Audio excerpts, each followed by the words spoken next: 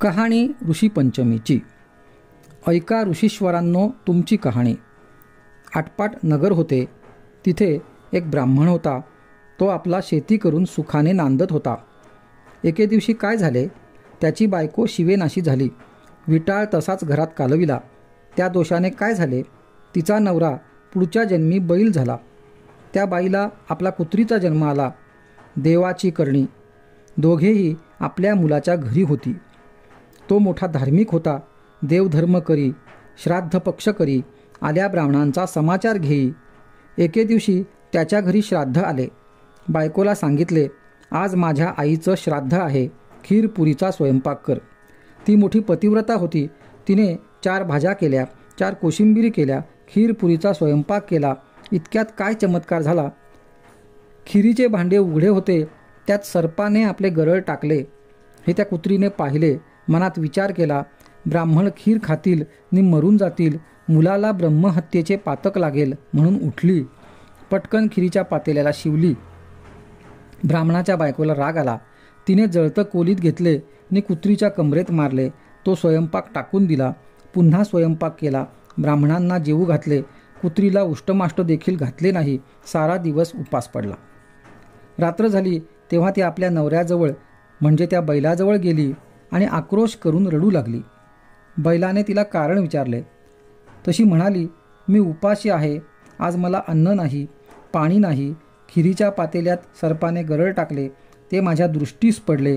ब्राह्मण मरतील म्हणून मी पातेल्यास जाऊन शिवले. माझ्या सुनेला राग आला.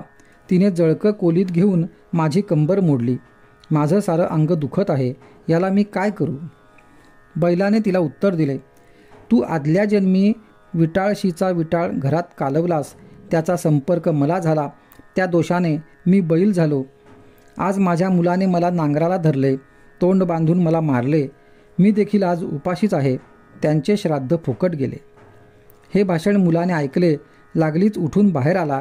बैलाला चारा घातला, कुत्रीला अन्न घातले, दोघांना चांगले पाणी प्यायला दिले. मनात फार दुःखी झाला.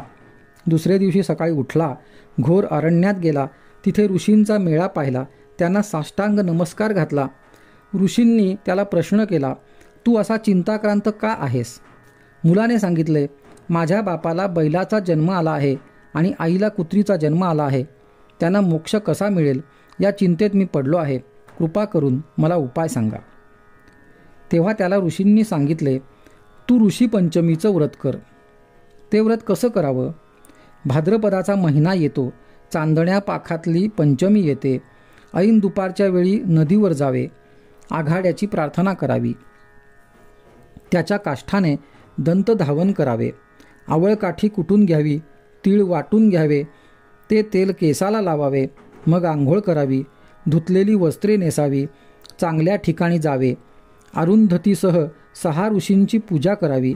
असे 7 वर्ष करावे. शेवटी उद्यापन करावे. ह्या व्रताने काय होते. रजस्वाला दोष नाहीसा होतो. पापापासून मुक्तता होते. नाना तीर्थांच्या स्नानांचे पुण्य लागते. नाना प्रकारच्या दानांचे पुण्य लागते. मनी इच्छिले कार्य होते. मुलाने ते व्रत केले. त्याचे पुण्य आईबापांना दिले. त्या पुण्याने काय झाले. रजोदोष नाहीसा झाला. आकाशातून विमान उतरले. बैल होता तो सुंदर पुरुष झाला. कुत्री होती ती सुंदर स्त्री झाली.